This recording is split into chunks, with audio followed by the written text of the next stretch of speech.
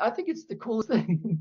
I do too. It's pretty amazing. You can really feel uh, whatever it is that we've connected to. It seems like it must be beyond the Pacini corpuscles. Oh, I It's think so too. I think that's just our access point into this whatever this is, this system or this portal or um and if you look at the anatomy, what they think is going on, it's a spinothalamic tract which sends pain and vibration and proprioception, basically tells it's your perception pathway, and then it goes to the thalamus, which is the very center of the brain, which surrounds the third ventricle, which is all about the seat of consciousness, um, the Miracle Palace in Qigong.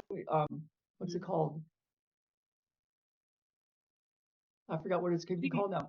But it's called the Miracle Palace. So it's like it goes into the seat of consciousness area, the very center of the brain, and it's where you perceive the universe. Like your perception of reality is right there, and we're playing with that pathway. yeah, I know. I looked up a bunch of stuff about the thalamus so that the day after you talked about it, I don't know if it was last week or the week before.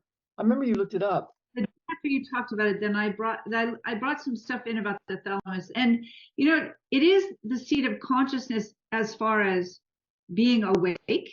Like it's what it has to do with keeping us awake, like that kind of consciousness. But I think it's also very metaphysical. But I it's think it is, yeah. a place that controls consciousness, whether you're awake or not, which is kind of interesting that it's both. Yeah. So I'm gonna look it up more too, because that kind of stuff helps me get a reality like, oh, this is so good.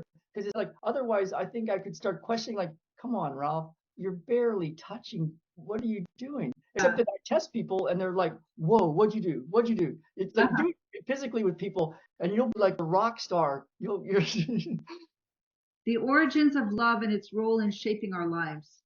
wow. And it talks about how we're created to know and love God and to act and to create. And it's just, so I started from watching that, I started thinking about loving things into being and loving my life into being. Like, when we think about imagining what we want in our lives, Yeah. if we added love into that, like, what is the love? Like, if I'm created in love and I have a purpose, if God created us through love and loved us into being, what can we love into being? And it takes the pressure off, and it makes it so creative and so fun. It just, and so I wanted to work with that a little bit, like just to see what wants to come through around that. Like, what power do I have that isn't about marketing and it isn't about putting out emails? And I mean, all that stuff is great, but there's something so much more important. Yeah. So then your email is like that, and your talking conversation is that, and you're touching somebody on the shoulder is that. Oh, this is I it. can't kiss my body. It's just like, This is it. This is it. This gives me goosebumps. I know, me too. Wow. Yeah. That's you say that too, because you get it. Yeah, we're created to know and love life. Created in love. What can we love into being?